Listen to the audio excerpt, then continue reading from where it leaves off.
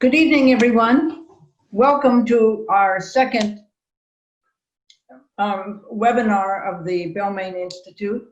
We are quite fortunate to have as our speaker tonight the renowned journalist Michael West. Just a few items before we turn the meeting over to him. I'd like to say a little bit about the Balmain Institute in case some of you are joining us for the first time. The Institute was formed to promote community discussion of local and global issues through monthly presentations from mostly local experts. We are a progressive and independent group with no political affiliation. We miss seeing you all in our monthly face-to-face meetings, but we hope by having these webinars, it'll still bring us together and continue to inform our thinking about important issues. A few housekeeping details. We are recording this talk tonight, and the link to that will be sent to you in a future BI email, so look for it. The Q&A function will be the way that you can ask questions of Michael. Type them in, send them, and they will be answered at the end of the talk. In terms of problems, if you have any during the presentation, just hit the raise hand function and someone will provide you the help that you need. The Balmain Institute acknowledges that we meet on the lands of the Wangal people of the Aurora Nation, traditional owners of the lands of Balmain and Birch Grove. We would like also to acknowledge the lands of traditional owners represented by those joining us tonight from traditional lands other than Balmain and Birch Grove. We pay our respect to all these elders, past, present, and emerging. These lands were, are, and always will be Aboriginal lands, never ceded. May we walk these lands gently and in peace. May we support the recognition of the Uluru Statement of the Heart, and may we remember that Black lives matter. I would now like to turn the meeting over to Damien Stapleton, who will introduce our speaker. Thank you, Mo. I also acknowledge the traditional owners.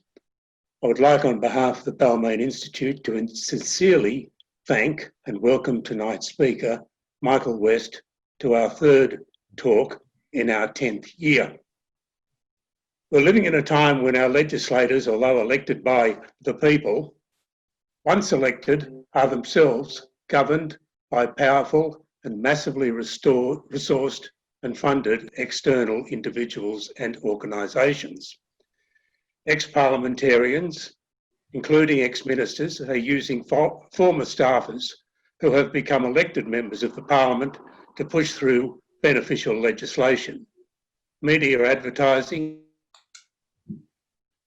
Untouchable, supports this practice, and media organisations freely accept this.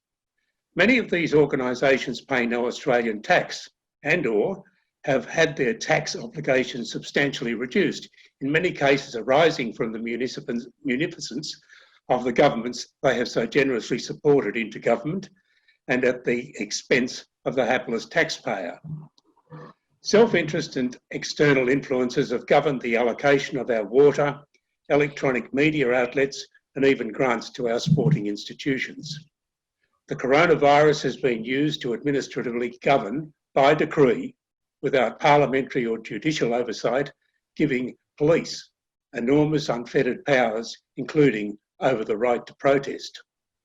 We even have government by ill-informed and unqualified radio announcers generating fake news and publicly bullying the weak-at-knee politicians into submission in areas in which they have direct personal beneficial interests. Our country desperately needs and is overdue for a federal ICAC, but even a proposal for that was booted out of the parliament as recently as today, and Michael will speak on that during his delivery tonight. That is corruption, and it does not stop there. Michael West has been an investigative journalist over many years and has exposed corruption. He has written extensively in that time of irregular corporate activity for the Sydney Morning Herald and the Australian. He has now courageously established an independent newsletter which enumerates instances such as these. I'm pleased to say I'm a subscriber, and I recommend that you subscribe to this very worthwhile publication. It is available at michaelwest.com.au, and we shall give you further details again before the end of this webinar. Michael will now address us, and we will be pleased to take your questions. Questions, please, not speeches. After his address, please use the Q&A icon at the bottom of your screen to submit your questions. Friends, on behalf of the Balmain Institute, I have the pleasure to introduce Michael West. Please make him welcome. Thank you, Michael. Thank you, Damien, and thank you, Mo, and thanks to the Balmain Institute, Michelle, and respects from me for the traditional landholders of our land. It's unusual being on a Zoom meeting because I may be on different traditional grounds than other people, but in any case, respects to the traditional owners. Now, the Balmain Institute has kindly asked me to address this issue of corporatocracy, or the rising power of corporations in society. And it's something that I think right at the moment, given the coronavirus and the dramatic economic circumstances around it, something that is likely to give rise to greater power by private institutions over government. Those with the most money can swoop on assets which have been fetching bombed out prices, as we can see from various coverage in the press. Large corporations are already being subsidised all over the shop. So that will be the nature of the address tonight, and I look forward to your questions afterwards. So to start, once every 3 years we get the chance to vote. We stroll down to the local polling booth and cast our votes for the federal election. But the rest of the time we suspect that somebody else is running the show, and that suspicion would be correct because money has increasingly distorted the political process, both in Australia and in other developed countries. And while political donations are often cited as the main way that democracy is subverted, these are the culprits which undermine democracy, according to many, they are really only a very small part of the picture. Adding to donations, and we only see perhaps 1/3 of the money going to political parties because of the poor disclosure practices in place, we have the rise of corporate lobbyists, what Damien was explaining before about those who have been in politics and turned lobbyist and sometimes end up lobbying the person who was their underling or their political staffer when they were a minister. There's the capture of the mainstream media. I can speak from both sides of the fence here because I used to be in the mainstream media. When it was slightly more robust, it was better funded, didn't rely on as few large advertisers, was less agenda driven and better managed. There's also the revolving doors, as I call them, hashtag revolving doors on social media, which are the movements just mentioned between politics and big business, and of which we are building a database on in Michael West Media on the website. So it's not just donations. There are a number of issues going on here which have led to the laws of Australia being relentlessly skewed in favour of the corporate elite. Now, the result of this, of course, is inequality and alienation, falling credibility in government and stasis in reform. For decades, and you can see this from a plethora of statistics such as what they call the Gini coefficient, which is a measure of inequality. If you look at it for the US or Australia, the rich have got richer, the poor have got poorer, the middle class has been squeezed at either side, for 70 years, capital has been gaining a greater share of our nation's wealth than has labour. This has been evinced in the decline of the declining power of the union movement, the rise of the gig economy, and other measures. It is well documented. It waxes and wanes. And sometimes, you know, if you're looking at income inequality versus asset inequality, it may move the other way, but there has been an inexorable trend towards rising corporate power.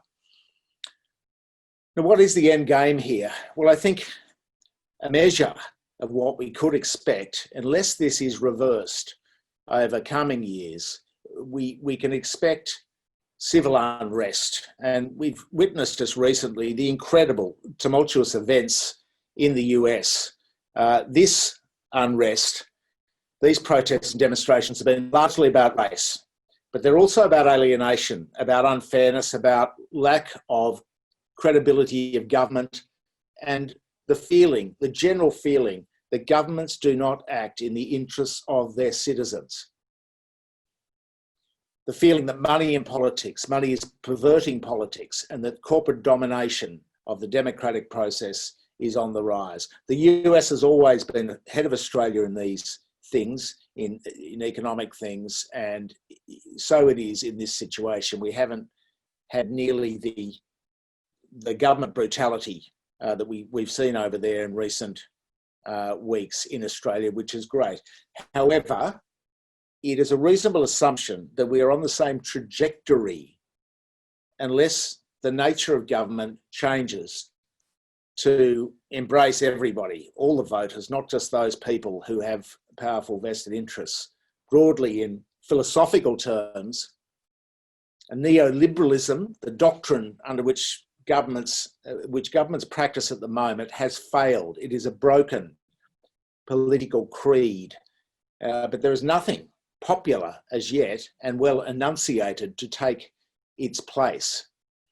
Now, at Michael West Media, what we're doing to address some of these things, and we started this 5 years ago, having been fired from the mainstream media for the crime of journalism, we kicked off thinking, well, how can we be most useful here? Doing what we're doing, it's the only thing that I was ever good at. So being independent has actually been a help rather than the hindrance. There have been tougher times personally, financially, but in terms of freedom, without in-house lawyers crawling all over you, complaints from public relations people and corporate executives to bosses above you in a large media institution, it's been a refreshing change. Unfortunately, we've witnessed during the same time the gutting of a lot of talent in the mainstream and extremely poor management, which is basically, in most of these media institutions, has thrown up its hand and said, look, we are corporate media, we're just going to do the best we can, sell as much as we can, but truth runs a poor second to profits.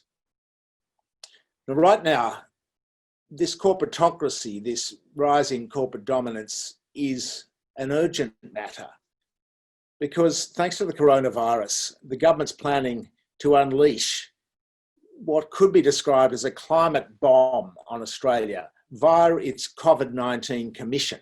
And it's stacked with people in the gas industry and with gas connections.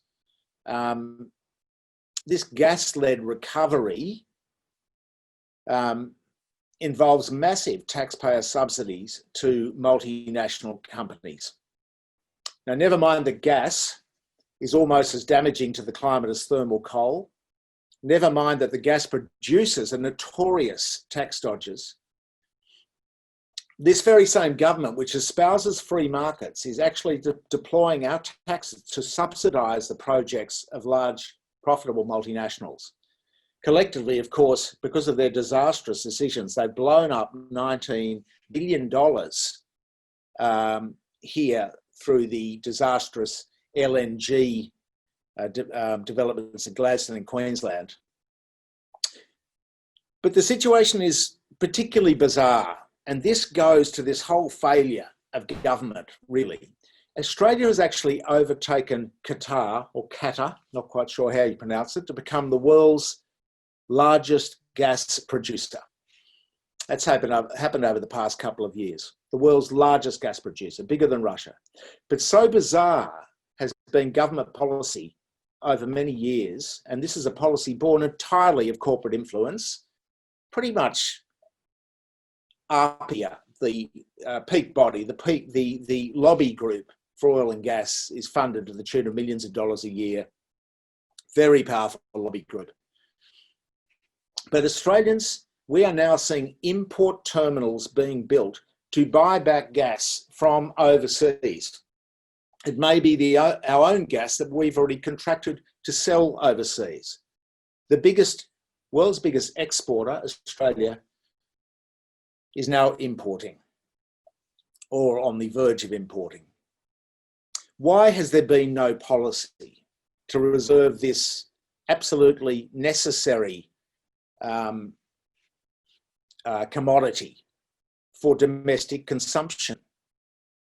Why have we allowed it just to, in WA, they have what they call a domestic reservation policy. Why have they not earmarked gas for domestic consumption to keep the prices down? Well, instead, now the policy is to ramp up regulatory relief to give the companies breaks from red tape for onshore drilling, to open up Victoria and New South Wales to fracking. And we're talking about effectively 4 players benefiting. We're talking about a cartel here. We're not talking about a free market. We have Shell, we have Santos, Origin, and BHP, Exxon, or Esso. They have joint marketing arrangements, so they could be considered to be the one player. So what the government is now proposing to do is to allow them to really speed up, to expedite this fracking of farmland in New South Wales and Victoria. The damage to the environment here is inestimable. We can tell what the rewards are. They can be monitored. And bear in mind, this is not a good economic decision either, because onshore gas is expensive. And we are already swimming in a sea of gas here, being the world's largest exporter of the stuff. But even more bizarre, given the incredible rises in gas prices until the coronavirus hit, it's been cheaper very often over recent years to buy Australian gas in Japan rather than Australia. Now, if we think about that in logistics, this is a theoretical case. I haven't actually tracked single molecules of gas, but it's entirely plausible. If we think that if we track one molecule of gas, which is extracted from the seabeds of the Bass Strait by Exxon and BHP down below Melbourne, and then it travels to the nearest port in Victoria, and from there, it proceeds up the pipeline, perhaps through South Australia, thousands of kilometres, incurring transmission costs along the way to foreign-controlled pipeline trusts, which also pay no tax in Australia, like Exxon, and it finally gets to Gladstone in Queensland. And when this Australian gas gets to Gladstone in Queensland, it's then turned into liquid. It's turned into LNG, liquid natural gas, which incidentally I think has been very smart marketing, because it's almost as polluting as coal gas, but they never call coal nice, natural coal or anything like that. The word natural, I think, is a stroke of marketing genius from somebody, because coal, of course, is also natural. In any case, it costs $3 or $4 a gigajoule to turn this stuff into liquid. Then it's packaged up and shipped to Japan, 7,000 kilometres away, where it's turned back into gas again and then finally sold to customers. So after all the shipping, the manufacturing, the transmission costs, you can still buy, or have been able to, I haven't checked the prices recently, but on and off for the past few years, you've been able to buy Australian gas more cheaply in Japan than in Australia. And the government has the temerity to call this a free market, and we should not interfere in the free market. That's the rhetoric. As we know, it's not a market, it's a cartel. and all customers and businesses for that matter have suffered as a result of this cartel. And bear in mind, we're just talking about one industry here. This is a particularly egregious one, but it is just one industry. And it's an example of how lobby groups can dominate politicians and bureaucrats to the point where they will enact ridiculous policies to the detriment of all Australians that benefit a few multinationals.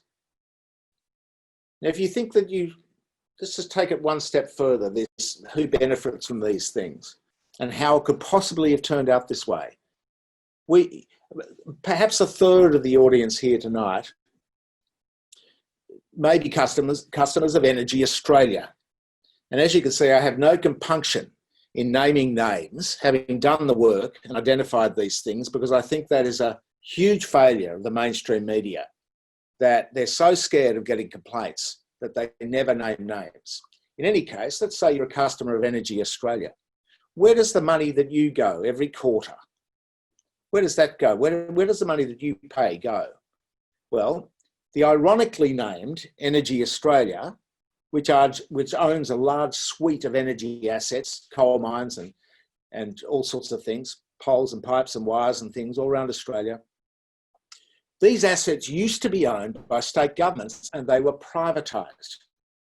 Who owns Energy Australia now? Energy Australia is now owned in the infamous tax haven of the British Virgin Islands. The British Virgin Islands makes the Cayman Islands look transparent. Over in the Caribbean, that's where Energy Australia is controlled. And when you look at their financial statements, how do they get their tax liability out? They give huge loans to themselves, and the interest on those loans makes its way overseas to the Caribbean or to Hong Kong or other places. Guess how much tax Energy Australia has paid over the 4 years from 2013 to 2017. And this is Tax Office numbers, the transparency data.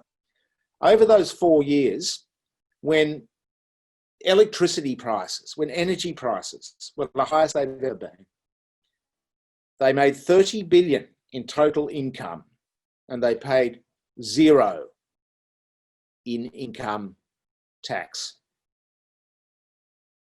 How do these things come about? How is it that Adani, whose proposal to build the world's biggest new thermal coal mine, how is this proposal seriously entertained? It was gifted with boundless water rights by the state government during a drought, breaks on royalties so they don't have to pay the people of Queensland for their resources, which they're extracting from their soil, subsidies on loans pushed by the federal government.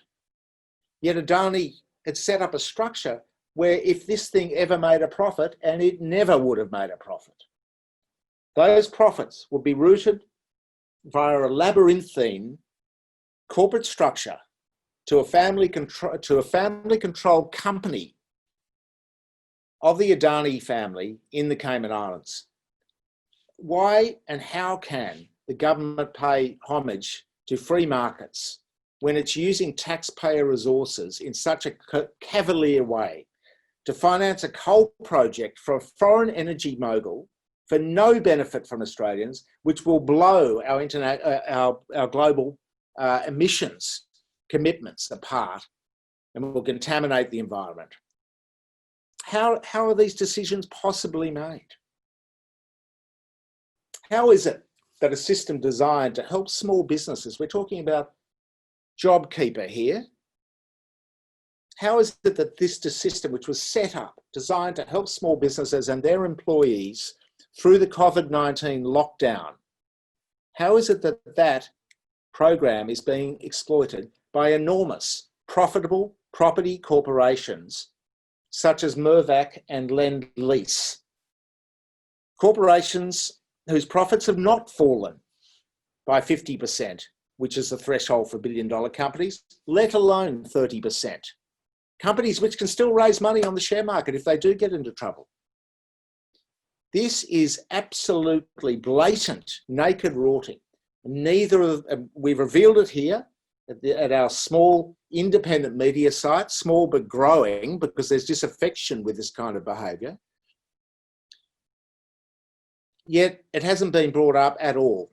It has been brought up in Parliament, however. Rex Patrick's mentioned the Lendlease case, I believe, today or yesterday in Parliament. And I think the Greens mentioned the Murdoch case, Peter Whish-Wilson, a few days ago. So there's a couple of good politicians on this. But the system has got to be broken. How can we allow all these ridiculous decisions to happen? A lot of these things are just not even economic. There is no economic case, let alone an environmental case for them. So what we do, because the mainstream media has failed to do this, because they are financed by the large corporations. And as their revenue continues under pressure, and they've got to unfortunately let their journalists and their staff go, they become more dependent on the advertising and other revenue, sponsorship revenue of fewer large corporations. They become more dependent on the ANZs, the NABs, the Commonwealth Banks, the BHPs, the AGLs of the world. If you look at banking, how is it that government ministers, so many government ministers can claim again and again and again, there was no need for a Banking Royal Commission. And then suddenly they finally get a Banking Royal Commission up and it finds systemic fraud rife across all of the organisations, across the nation's largest financial institutions. Now, to err is human, of course, but you know, and there's always going to be problems with large institutions. Not a matter of good and bad here.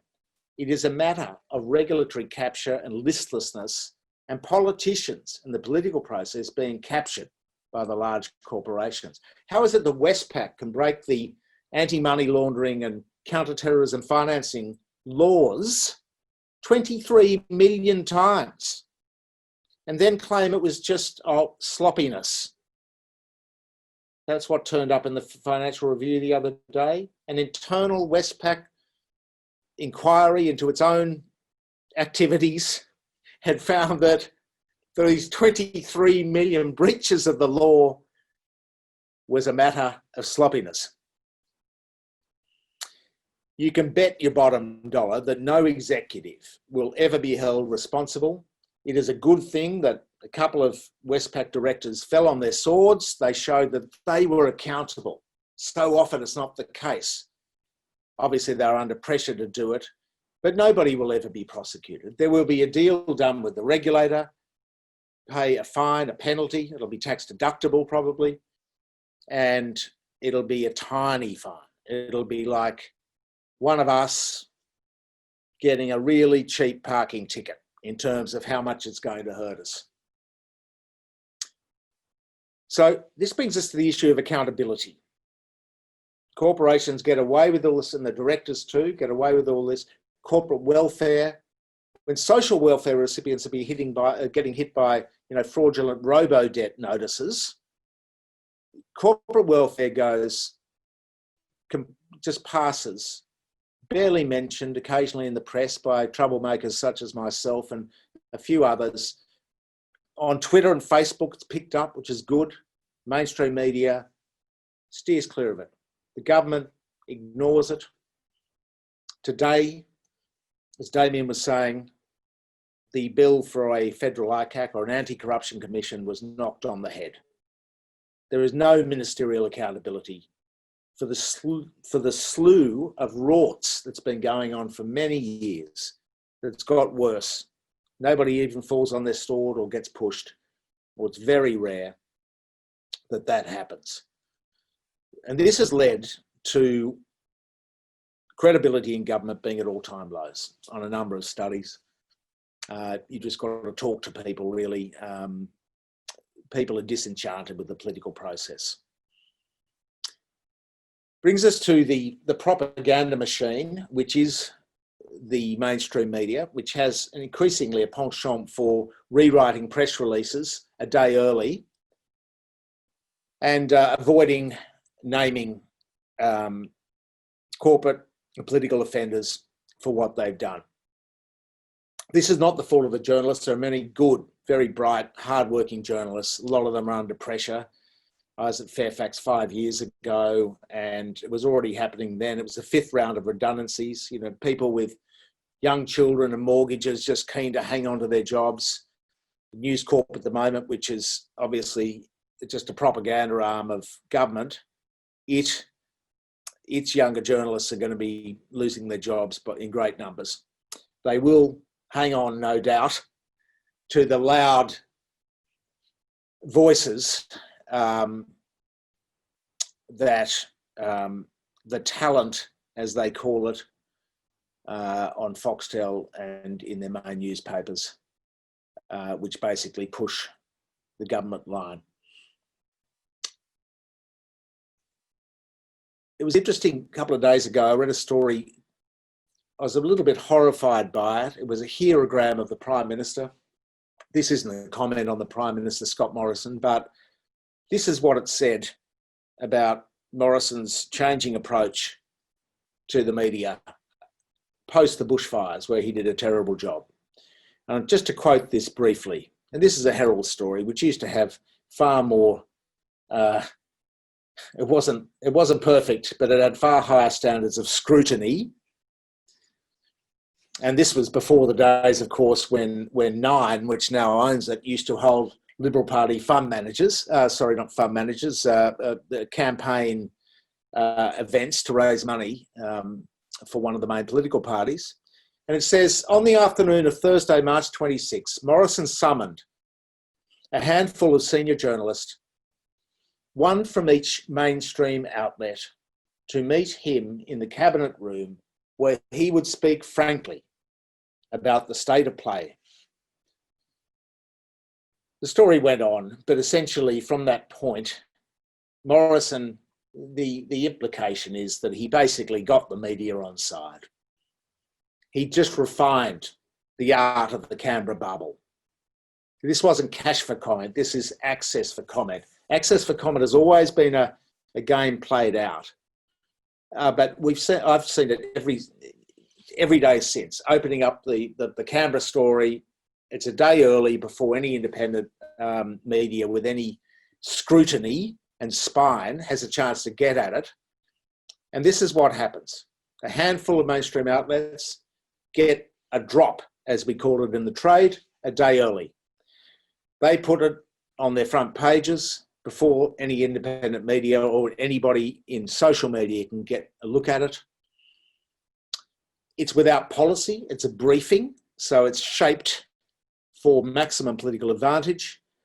The next morning, of course, breakfast TV and radio are running with the story, and the news agenda has been set, and the news agenda remains that to the day. It's a doubly sneaky, devious policy because, of course, people with a free spirit and an independent voice in independent media look like a complete bunch of whingers because all they do is get the stuff 12 hours later and start commenting about it in a negative fashion. Of course, the mainstream media agenda has already been set. The apogee of mainstream media failure was the sports rorts and other rorts during the election, while the mainstream was obsessed with the political theatre and the jibes between Shorten and Morrison and all the main players and the daily sort of news cycle. Around the block, you know, various politicians were handing out $1 million grants all over the place, hundreds of thousands here for this swimming pool or for that sporting facility. It wasn't picked up till a long time after the election. All these rorts were going on everywhere. And yet the bus with the politicians on it, that was the centre of attention. The media missed the biggest story of the year, the biggest story of the election, that a lot of votes were being bought right at the cusp of the election.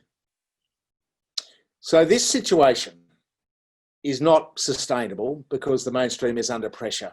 It's going to get worse. And the light at the end of the tunnel is that there is the democratisation of information via mediums like this, via social media. It's instantaneous. It can't be matched by the mainstream. It's independent. And collectively, these voices, as we've seen with the Black Lives Matter demonstrations in the US, always breaks earlier on social media. That sets the news agenda. That has been setting the news agenda. Ordinary people with a mobile phone, collectively picking things up, sharing things. No corporate sponsors, no political agendas. Well, maybe a lot of political agendas, but no industrial scale, organised, whiteboarded political agenda. These media, the new media, the distribution is free, and that gives us hope. Because I'll tell you what, if we had to rely on the mainstream now for truthful reporting, and this isn't the fault of the journalists, again, it's the management, we'd be in very poor shape as a country. So what we're doing about it, just to close, before we take a few questions, is we're building a database at Michael West Media, and we've got a data guru, a guy called Greg Bean, who's helping do the technical side of it. And we're going to put it all together in a big transparency project. We're going to have the corporate tax avoidance stuff that I've been doing in my top 40 tax dodges over the past few years. Who are the worst taxpayers and the best taxpayers in corporate Australia? Let's put their names in lights so people can see them. Let's put the pressure on them to fulfill their civic duty, to contribute to the society in which they operate. We're also building the revolving doors segment of the website. We call it revolving doors because it monitors the movements of people between industry and government and back again. For instance, in Scott Morrison's revolving door, and we may need to update this because it's hard to get email lists and staff names and so on from politicians, but we identified 10 staffers in Morrison's office. There would be more. There's 50 in the office now. These 10 staffers were either from Rupert Murdoch's News Corporation, or they are from, two of them were from the Minerals Council of Australia, literally executives of the Minerals Council, straight in to advise Morrison. His principal private secretary is the guy that was managing director of the lobby firm, which represents Glencore and other coal companies, Cosby Textor. 10 people that were either Murdoch Media or coal lobby. So that gives you a bit of an idea about who is in the Prime Minister's ear.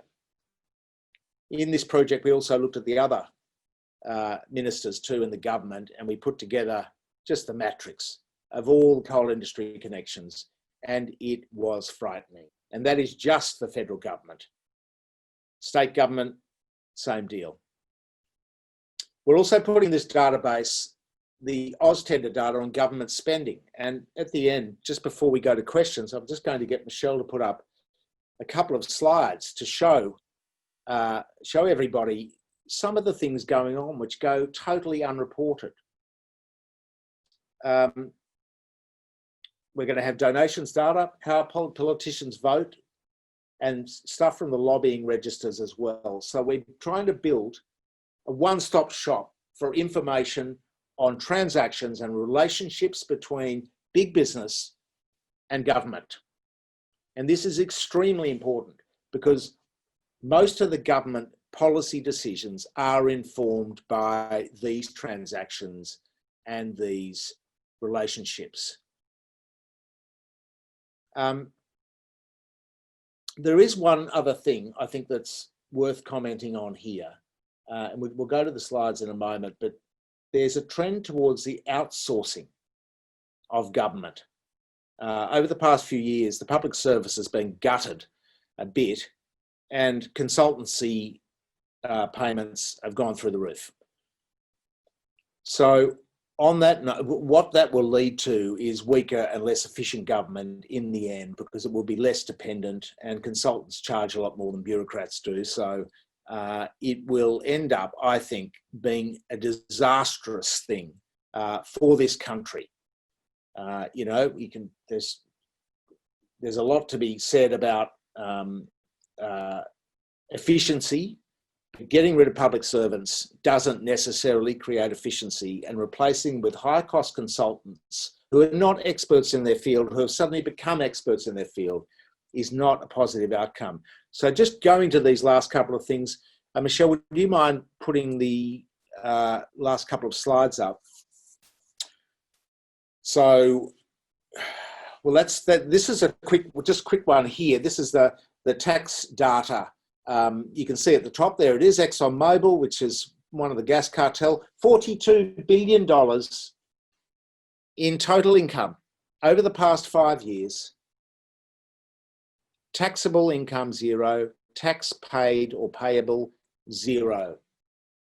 $42 billion worth of money from extracting our resources from our seabeds has all gone overseas, apart from the costs of extracting it, and some Australian labour.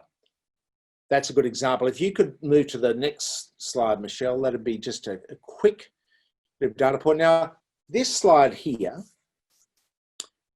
shows the big four. Now, we're not talking about the big four banks here. We're talking about the big four, the bigger four. These are the biggest, most powerful institutions in the world. The consultancy / audit / tax advisory firms, KPMG, PricewaterhouseCoopers or PwC, Deloitte or EY, as it's now known and was known as Ernst & Young.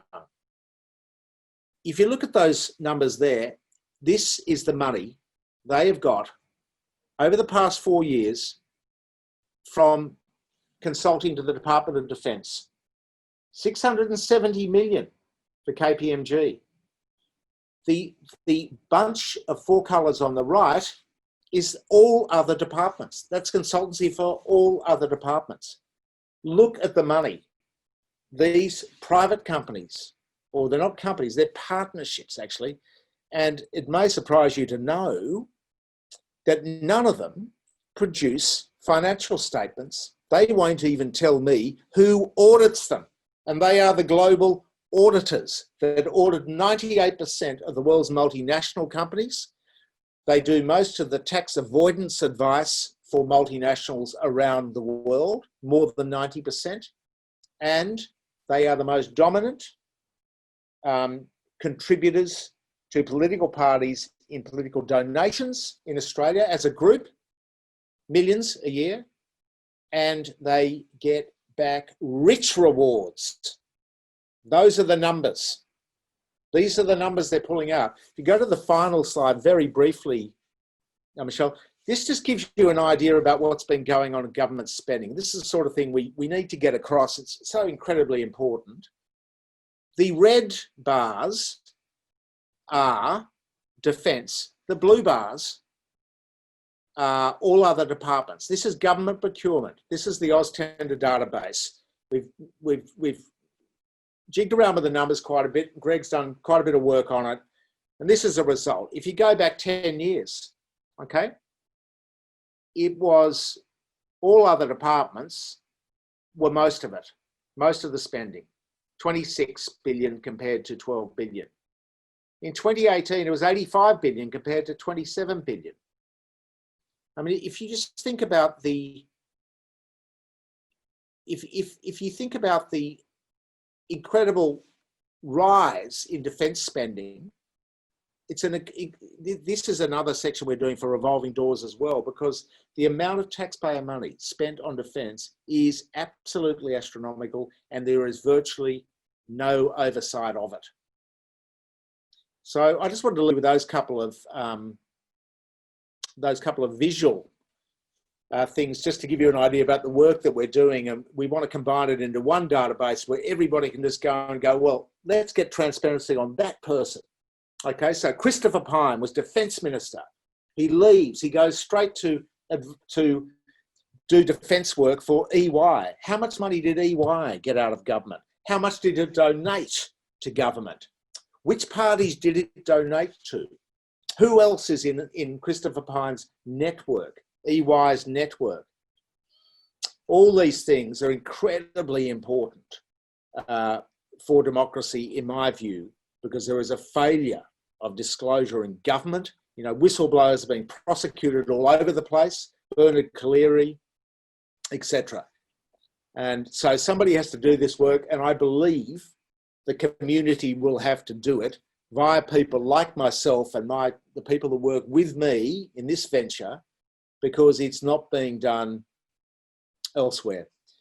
Anyway, I'll stop rambling now. So thanks so much for your attention, and I'll back to you, Damien. Thank you very much. Thank you, Michael. Wow, I have a lump in my throat just thinking about what you've said. We have a message that's come through on the chat, MW for PM, so I hope you might think about that. Thank you very much, Michael. It was a wonderful presentation. It's one of the best we've ever had. Could I now go to the question of questions? And there are quite a few to get through. So maybe Mo will, we don't mind going 15 minutes over or so, and start with a question from Lindy Ward. How many fossil fuel promoters and past employees are currently working in the Australian Parliament as advisors and staff, and how many of our retired politicians are now working in those industries? You've cited a couple of examples, but you may care to expand on the volume. Well, I don't have an actual number, and that's precisely what we're trying to do, Damien. Very good question. And what we want to have is those exact details, updated, easily accessible for everybody to go, well, how many? Bang, oh, here it is. We're going to go to this guy's website, or the website which is run by these people, because frankly, it's a community effort. I've got people actually helping me free as well to build this stuff at the moment. It is a great question. And as I said, there's at least, or there has been at least 10 either Murdoch or fossil fuel related people close to Scott Morrison in his office. That's just one. If you look at some of the other guys, they actually have businesses, some of the other politicians, which service coal mines and things like that. You know, we've documented all this, and I invite people to go to the website, and if you use the search bar, which is very good there, and if you just put dirty power in, you will find a video I did with Greenpeace in an investigation into this stuff. Now, it changes a lot because political officers, it's a high staff turnover thing, but suffice to say that fossil fuels are very well represented, and increasingly they know the end is coming for them. The end is not nigh, but it is coming, and it's going to be a gradual end. And they have a lot of assets. They have a lot of income, although it is under pressure if you're in, say, thermal coal. They are going to fight this thing for a long time, and they will have their friendly politicians fighting it with them and for them. And the bureaucrats that they've managed to suborn, that should be independent too. They will have people in the offices, in not just federal parliament, but we're talking Queensland, New South Wales, Victoria, WA, all the states, where influence in government is a priority. These people will be there. Now, they're not necessarily bad people, they're just doing their jobs. But if you take the view that Australia has to and can and should, and it's economically very feasible to expedite the move to renewable energy rather than mucking around with gas and so on, and certainly without mucking around with coal for too long, then you know, this stuff just needs to be put out there with the disinfectant of sunlight on it.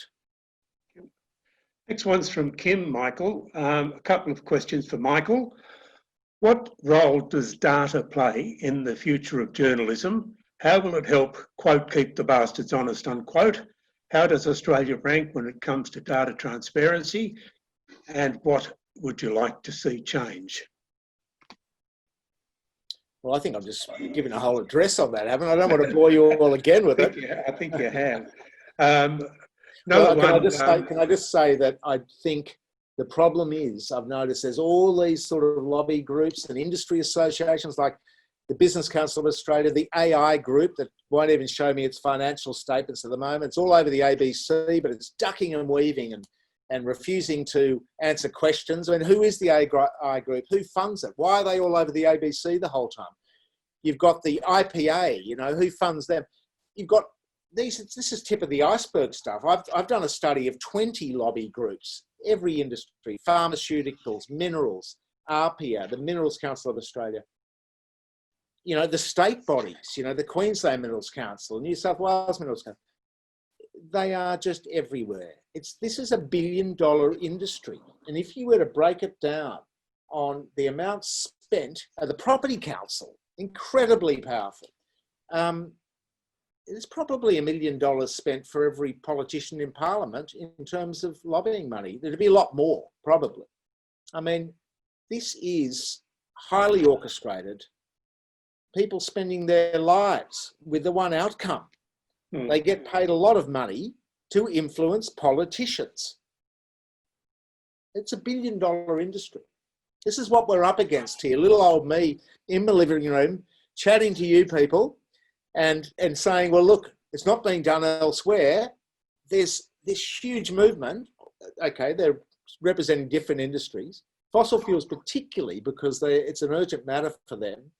This is what we're up against for transparency. So the answer to Kim's question is, it's absolutely vital that there's transparency on this, because there's $1 billion industry seeking to undermine that transparency. From Andrew Fraser, the Labor Party has been just as guilty of the, quote, revolving door syndrome, unquote, as the Liberal Party. Is a more bipartisan approach to reversing this corrupt state of affairs warranted?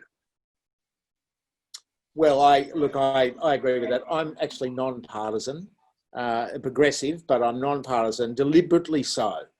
And the Labor Party, they're not quite as, what adjective shall I use? Aggressive. Peculiar as some of the Liberal Party people are, certainly the Nationals, who pretend that they represent farmers when they really represent miners. But, you know, the Labor Party has not been good on gas, and this would have happened. They are very close, the gas industry. They're a bit compromised on coal too because of the unions, and I can understand the jobs thing. And they should have a comprehensive program to move away from that to renewables, but they have their own push and pull going on within their ranks, obviously. So, yeah, look, politically, it's very difficult, I think, with the current system, especially where you have donations. From Peter Smith, are you saying that the colonisers are now being colonised by the corporations and we are now receiving their respects? Actually, I mean, I like that. It's good historical context there, or good contemporary context. I think in the broad historical context, I think this political system that we have now is not sustainable for too long.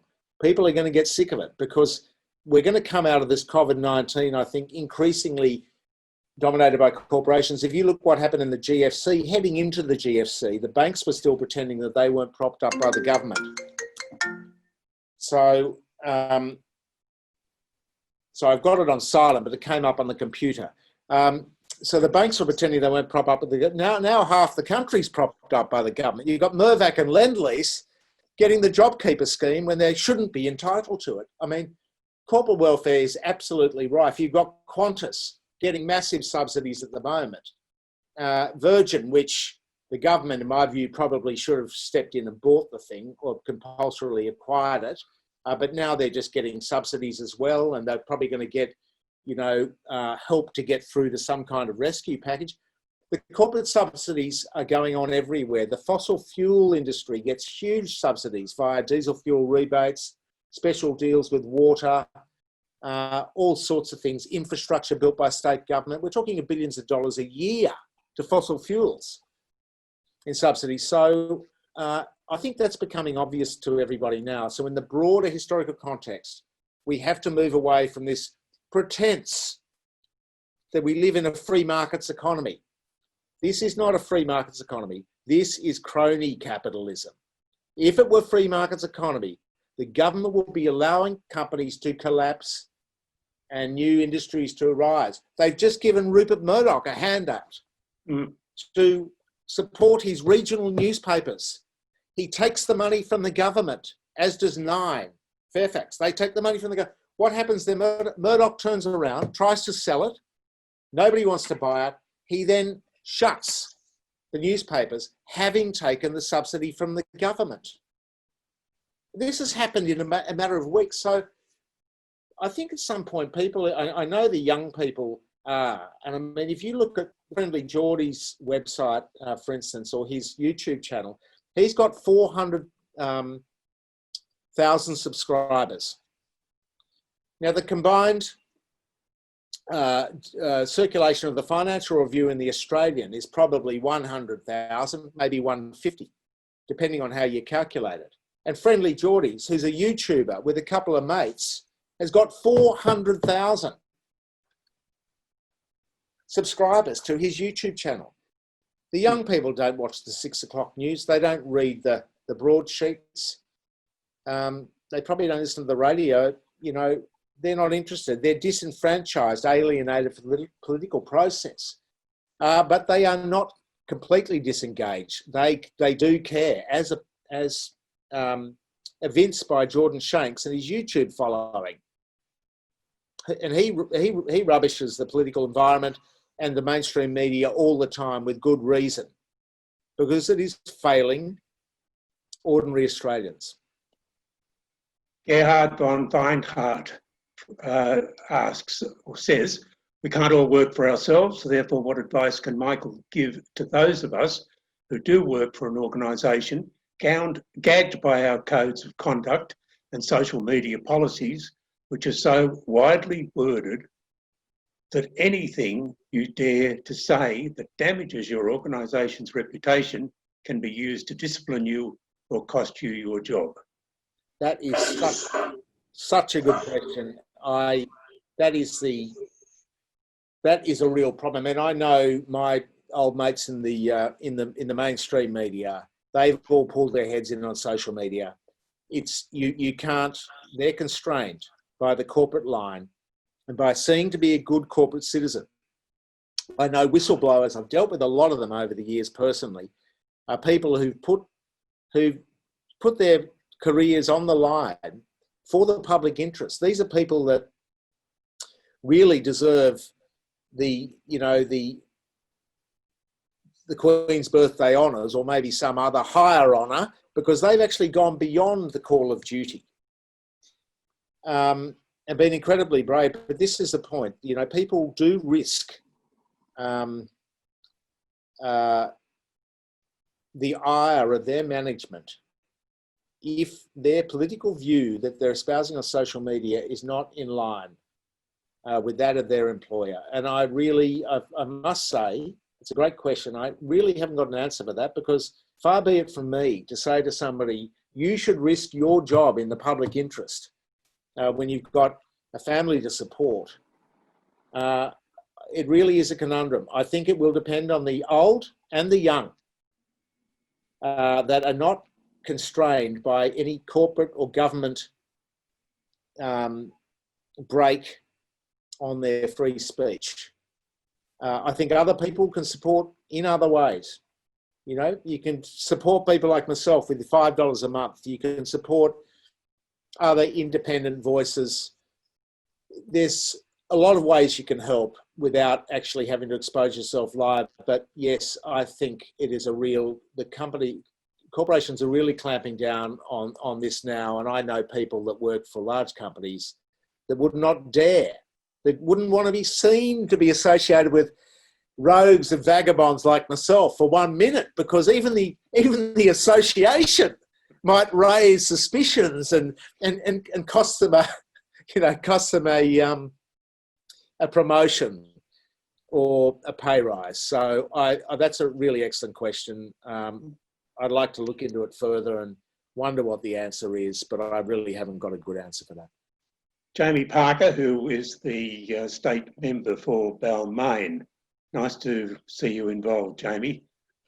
You mentioned it's been financially difficult, but what do you see as the opportunity and the difficulty for independent media like MW Media? Well, my skiing career has taken a severe dent in the past few years. But look,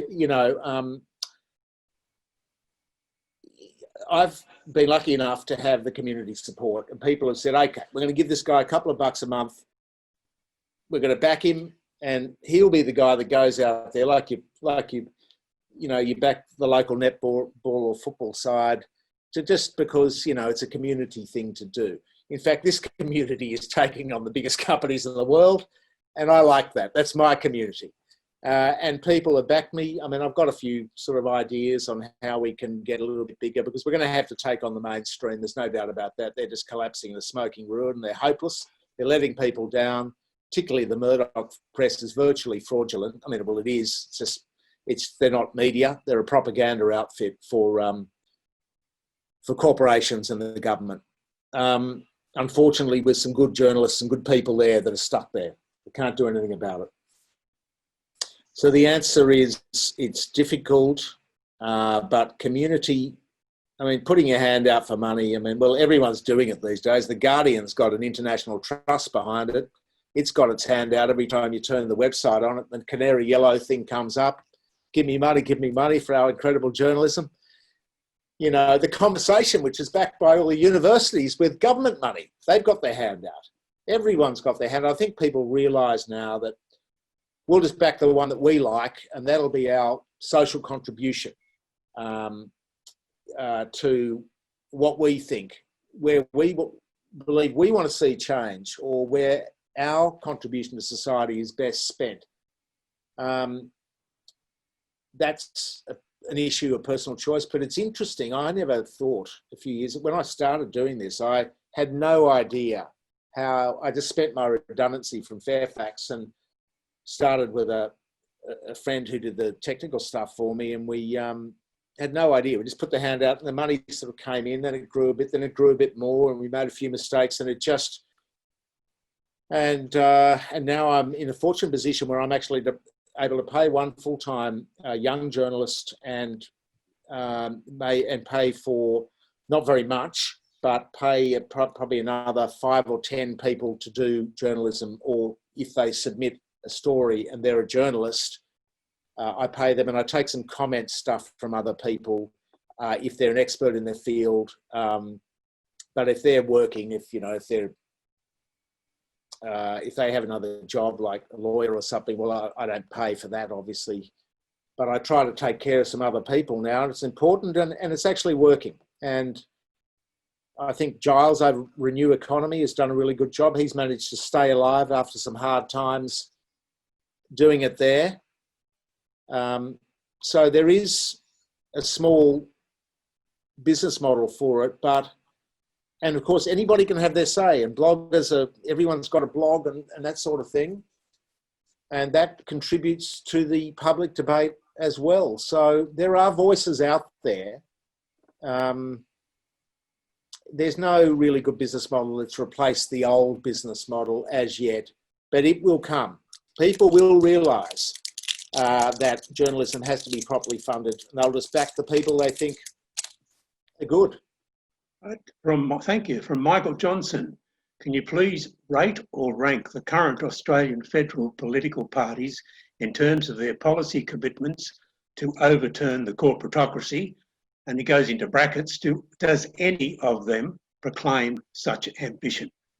Question mark. Well, I would rank them this way. I don't think the Labor Party or the Liberal Party get more money from corporate donations than Labor, although because everyone thought Labor was going to win, a lot of corporations gave Labor a lot of money heading into the election. So it'll be interesting to see when the campaign finance stuff comes out in January. There can be a 13-month delay between the time that you give your money to support the political process and it's announced sometime in January. So we're not going to know till then, you know, and things can be delayed. Promises can be made. There can be a number of donations under the $13,500 threshold. It can go through political parties in one state, then be lent to another political party in another state through some transaction, because none of these political parties have to disclose their financial statements. They've got exemptions, like billionaires, like Australia's old billionaires. There's a special grandfathering thing. They don't have to disclose. But to get to the question, the Greens are generally much better on the corporate stuff because they don't take corporate donations. Just gets back, or if they do, they're sort of philanthropical ones. It gets back really to follow the money.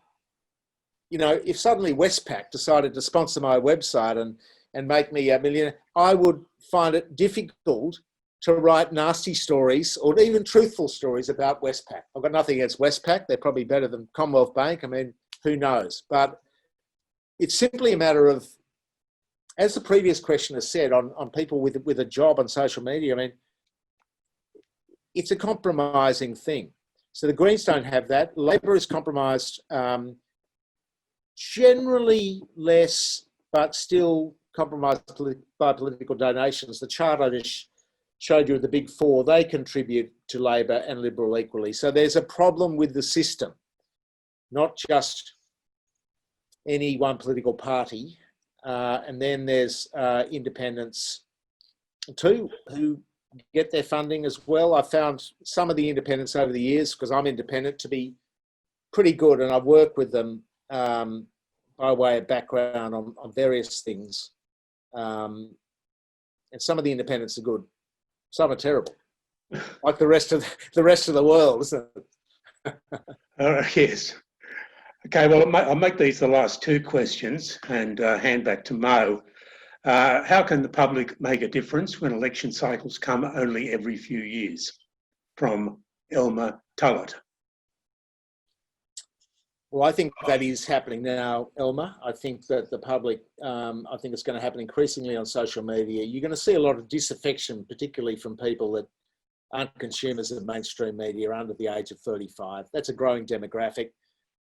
This is a time of once-in-a-century revolution in the way information is transmitted. This Canberra bubble thing that I mentioned in the little talk, this is a real worry, though. This Canberra bubble thing is tightening. There's no doubt about it. And that's not to say there's not some very fine journalists in Canberra, and I know some of them, and you know, doing a really good job. But when your information is, do you want a briefing with the Prime Minister? You're going to be cut out of that briefing, and that's going to cost you career brownie points. If you don't, if the Prime Minister then says to your newspaper boss, we're not going to have that bloke or that woman anymore in our exclusive 5 to 6 person briefings, because they're just not towing the line. So it's very devious by the government to be doing this, and it's a Faustian pact struck by the media organisations effectively. If I was running one of them, I would say, no, you're not going to these briefings. You can get it the next day, and we will just look at the merits of the actual policy, rather than taking some sort of carefully manicured PR thing from somebody in Scott Morrison's office of 50 people that concentrate on doing this stuff. There's probably more PR people and advisors in Morrison's office than there is journalists on the floor of the Sydney Morning Herald. Okay, finally, from Jeffrey Nash, how do you plan to disseminate your research? Just via the website? This needs to be shown in the face of every Australian they need to be made to take notice? How do you plan to engage an ambivalent public more concerned with celebrity and the like? Right, very good question again. The answer to that is, and thank you for that question, it's just to battle on and do the job and get this stuff out there. That when we started 4 or 5 years ago, it was from scratch with a Twitter following of 3,000. That's grown to 35,000. Facebook is tipping in 100,000 traffic to the website a month. Last month, we've got some good team now of keen people. Last month, we did almost 500,000 traffic. 500,000 traffic is a lot. There's no paywall. 500,000 traffic is starting to get to the stage where it makes a difference. We're also doing the production now for John Menadew's excellent comment and analysis website, Pearls and Irritations. So it's not quite a merger or joint venture, but we're close. We're on the same page. We deal with the same issues. Together now, that audience would be, well, on last month's numbers, it'd be 700, 800,000 traffic. That's starting to get to serious traffic level. So the Canberra Bubble crew is going to come under threat from people like us, simply because the public understands this is a basic supply and demand situation. It wants fair income news. Now, it knows that everyone makes mistakes. The public know we make mistakes, make errors, but ultimately, if you're giving it a go, then you're going to get backing. So that traffic will rise as long as we don't get sued out of existence or make terrible mistakes or sell out, which is accepting a compromising situation. This information will be put over social media. We haven't worked out whether we're going to hive off a separate website or seek external philanthropic or university funding or something. That may not be possible, because wherever you go, if you're taking on the big corporations, you walk into a room, it's like they've suddenly seen the poison chalice. So we may have to go it just with community backing, but I believe if we get this project up, this will be the go-to place, and the traffic will be in the millions. People will have to go there, and it will fund itself from traffic of greater size, and then we'll be in a position really to make a difference. And I don't really think that's pie in the sky. I think that's toss of a coin. Michael, thank you. It's been wonderful. It's been great to have you here. We had 32 questions. I'm sorry to those who missed out, but they all looked like good questions. We had a total of 106 people viewing us tonight. It's more people than we ever get at the Balmain Town Hall. And it's been wonderful having you here in the Balmain Institute. So that's everybody. Get on to michaelwestmedia.com.au and subscribe to this very important independent news source. Mo, thank you. You've been very patient, and thank you for going so far over, Michael. And leave it to you, Mo. Sorry. I'm sorry about that, Daniel. Thank you. No, I wouldn't have had it any other way. I didn't realise that I was ranting too much and I lost track of time, but thank you so much for hosting it. And thanks to Michelle and Mo as well, and Stephen and everyone at the Balmain Institute, and to all the viewers. Thanks so much for listening in and putting up with it. And all right. And maybe we'll do it in face-to-face sometime. Hope so. At the Balmain Town Hall or something. In the town hall. All right. Well, hand back to Mo to do the procedures. Thank you so much. Thank you, Michael. That was a terrific talk. It's clearly we have a lot to check out here with the corporations.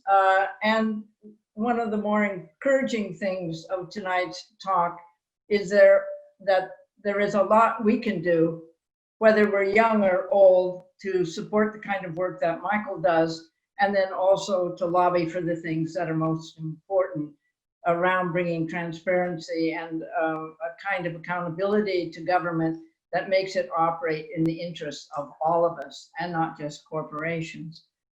Before we leave, I would like to thank everyone who donated the last after the last talk, and I would like to encourage those of you who tuned in tonight to also think about making a contribution to the BI.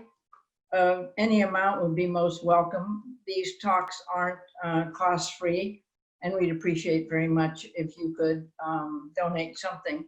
The BI bank details are at the bottom of the emails that you've been getting from us. So if you just check that out, that's a way that you can then just transfer money to our account.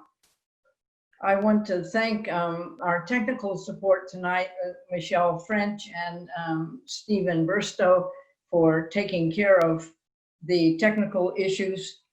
And before I go, I just want to mention that our next speaker will be Professor Veena Sargwala from UNSW. You may have seen her on The Drum and The Innovators. She's developed a new science called micro-recycling that involves transforming waste into value-added materials. She will be speaking on the 9th of July. We hope you'll all think about joining us. Thank you again so much for coming tonight. Stay well, stay healthy, and we'll see you next time.